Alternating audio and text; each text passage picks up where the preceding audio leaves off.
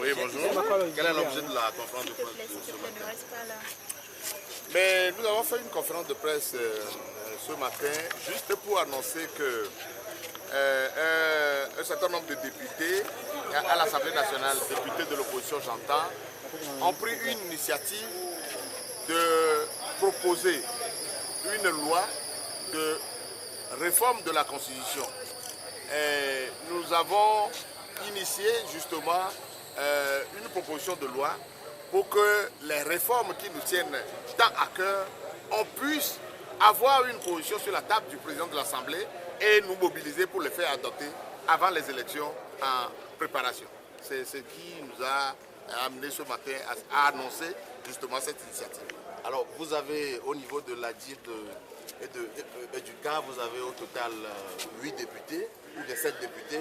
Comment allez-vous faire pour avoir les 19 députés pour obtenir ces réformes à l'Assemblée nationale? Nous avons pris juste une initiative. C'est une initiative que nous avons prise en tant que députés parce qu'on nous fait souvent le reproche, surtout les médias partout, que les députés de l'opposition ne font jamais de proposition de loi. Et par rapport à ces réformes, les églises, la société civile, tout le monde nous dit mais pourquoi vous n'initiez pas une proposition de loi? Avant de venir ce matin à cette conférence de presse, nous avons pris contact avec tous nos collègues de l'opposition, de l'ANC, du parti de Dimon Auré, de Sursaut. Nous avons pris contact avec tout ce monde-là pour leur faire part de notre initiative.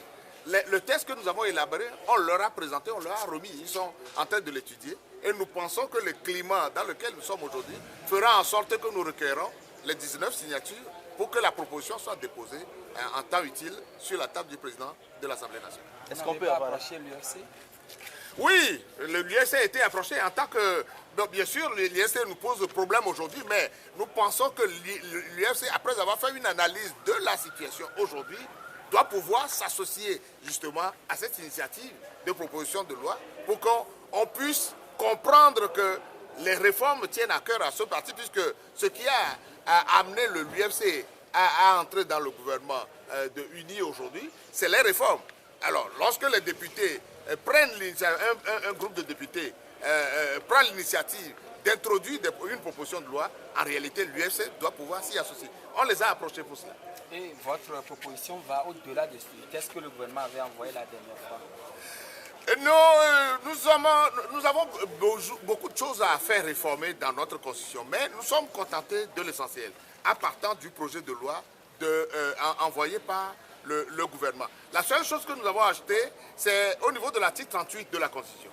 Au niveau de l'article 38, on a dit clairement que les ressources du pays doivent être réparties équitablement entre tous les citoyens du pays. Mais on n'a pas pris la disposition, il n'y a pas une disposition pratique qui rend applicable cette disposition-là. Nous avons juste introduit un alinéa pour que finalement on mette en place une charte qui dise comment les ressources vont être distribuées à tous les citoyens. Vous avez dit également à cette conférence de presse que vous avez ratissé large en associant la société civile pour la mobilisation. Comment allez-vous procéder? C'est-à-dire que l'initiative que nous sommes en train de prendre, je répète encore à dessein, que c'est juste une initiative que nous avons prise. Et comme tout le monde dit que c'est les réformes que nous devons faire avant les élections, nos amis du CST et de Arc-en-Ciel qui ont choisi un candidat, eux aussi disent finalement que c'est les réformes qu'il faut faire avant les élections. La société civile nous dit la même chose. Les églises nous disent la même chose. L'environnement politique aujourd'hui recommande à ce qu'on mette un frein à ceux qui veulent s'éterniser au pouvoir. Parce que ce qui se passe au Burkina, nous ne devons pas rester indifférents à cette situation-là. Parce que Blaise Compaoré a voulu introduire une disposition pour que la Constitution soit révisée, pour que lui se maintienne à vie au pouvoir. Nous voulons faire en sorte que nous aussi, on introduit une disposition pour que le mandat soit limité, comme on l'a connu en 1992. Donc, c'est tout le monde, c'est tous les citoyens, qu'on soit syndicat, qu'on soit homme d'église, qu'on soit, je ne sais pas, membre d'associations, nous sommes tous concernés par ce combat-là. Est-ce que le délai constitutionnel ne vous imposerait pas à ne pas être dans le temps? Il n'y a pas de délai constitutionnel pour faire une réforme. Bon, c'est vrai que les gens invoquent souvent une disposition de la CEDEAO qui dit à 6 mois, tout ça.